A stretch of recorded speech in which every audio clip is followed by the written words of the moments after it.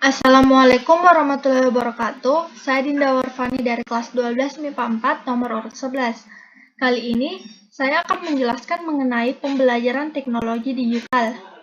Apa sih teknologi digital itu?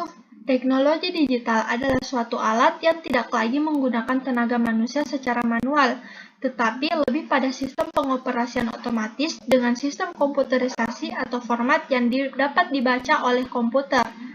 Teknologi digital pada dasarnya hanyalah sistem penghitung sangat cepat yang memproses semua bentuk-bentuk informasi sebagai nilai-nilai numerik atau kode digital. Perbedaan teknologi digital dan teknologi analog. Teknologi digital merupakan sistem penghitung sangat cepat dengan memproses informasi berupa kode digital atau nilai-nilai numerik. Sebelum diproses, diperlukan sensor yang mengubah informasi-informasi nyata menjadi kode digital.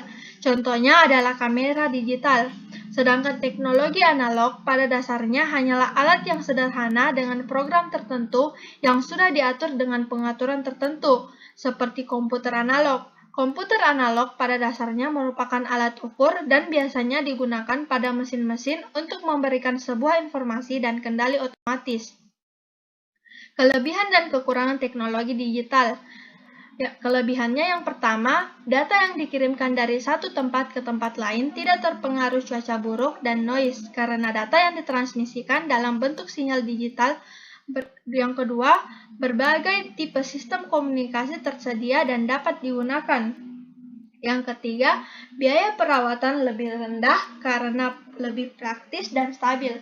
Kekurangannya yang pertama, kesalahan yang mungkin terjadi pada saat mengubah sinyal analog ke digital. Yang kedua, kemungkinan tercurinya data digital yang penting seperti nomor rekening, data pekerjaan, dan lain-lain oleh hacker ataupun virus. Yang ketiga, membuat ketergantungan yang berlebihan pada penggunanya yang dapat menghambat kemampuan empati dan sosial secara nyata. Transmisi data. Transmisi data merupakan suatu proses pengiriman data dari sumber data ke suatu penerima data menggunakan media komputer ataupun elektronik. Adapun dalam transmisi data, ada beberapa bagian penting yang terdapat di dalamnya, yaitu yang pertama, sinyal dan modulasi, merupakan gelombang elektromagnetik yang digunakan untuk mentransmisikan data atau informasi dari suatu tempat ke tempat lainnya. Sinyal dikelompokkan menjadi dua, yaitu sinyal analog dan sinyal digital, sedangkan modulasi adalah penggabungan bentuk sinyal data dan sinyal pembawa atau carrier untuk mentransmisikan informasi dengan tujuan efisiensi dan meminimalisir noise. Yang kedua, ada media transmisi data, merupakan media yang digunakan untuk mengirimkan data, dapat menghubungkan pengirim dengan penerima data tersebut. Media transmisi data berupa guided transmission, media yang menggunakan sistem kabel, dan aguided transmission, media yang menggunakan sistem gelombang elektromagnetik.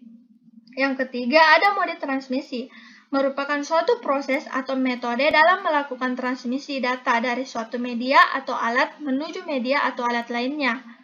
Mode transmisi ini memengaruhi banyak jalur media transmisi yang digunakan. Mode transmisi dibagi menjadi dua, yaitu serial transmission dan parallel transmission. Dan yang terakhir ada arah transmisi data, merupakan proses yang menjelaskan bagaimana arah kontak transmisi data yang terjadi antara pengirim dan penerima data. Arah transmisi data dibagi menjadi tiga, yaitu simplex, half duplex, dan full duplex. Selanjutnya ada penyimpanan data. Selain komputer, alat penyimpanan data atau digital store pun ikut mengalami perkembangan. Memori eksternal adalah perangkat keras untuk melakukan operasi penulisan, pembacaan, dan penyimpanan data. Berikut adalah macam-macam penyimpanan data. Yang pertama ada hard disk, flash drive, zip drive, floppy drive, compact disk, dan DVD. Manfaat dari teknologi digital yang pertama, mempermudah komunikasi. Yang kedua, mendapatkan informasi yang lebih mudah. Yang ketiga, memudahkan dalam berbagi data. Yang keempat, mengurangi biaya yang berlebihan. Dan yang kelima, memudahkan dalam pembelajaran secara daring atau online. Media pembelajaran berteknologi digital merupakan media yang canggih dan memenuhi kebaruan yang biasanya akrab dengan peserta didik. Peserta didik tidak merupakan generasi yang terbiasa dengan teknologi digital. Hal ini adalah suatu kewajaran karena setiap generasi memiliki karakteristiknya tersendiri sesuai zamannya. Media pembelajaran yang berhasil adalah yang dapat mengubah perilaku peserta didik, serta meningkatkan hasil belajar peserta didik tertentu. Keberhasilan penggunaan media pembelajaran tidak terlepas dari bagaimana media itu direncanakan dengan baik. Pemilihan media pembelajaran dan pertimbangan penggunaan media pembelajaran yang tepat perlu mempertimbangkan action, yaitu akses, cost, teknologi interaktif, organization, dan novelty.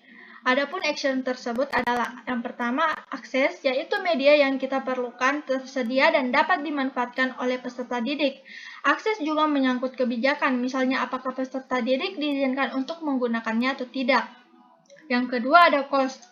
Misalnya, mahalnya media pembelajaran multimedia harus diperhitungkan dengan aspek manfaatnya.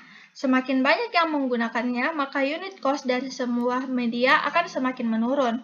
Yang ketiga adalah teknologi. Teknologi menjadi pertimbangan ketiga dalam pemilihan media pembelajaran, yaitu terkait ketersediaan suatu media dan kemudahan dalam mengoperasikannya. Yang keempat ada interaktif. Media pembelajaran yang baik adalah yang dapat memunculkan komunikasi dua arah. Yang kelima ada organization, yaitu tentang dukungan pimpinan sekolah dan lembaga serta tentang pengorganisasiannya. Yang kelima novelty, yaitu media yang lebih terkini, biasanya lebih baik dan lebih menarik bagi peserta didik. Contoh media pembelajaran daring. Yang pertama ada Google Classroom, Zoom, Edmodo, Kuiper, dan Google Meet. Itulah materi tentang pembelajaran teknologi digital. Assalamualaikum warahmatullahi wabarakatuh.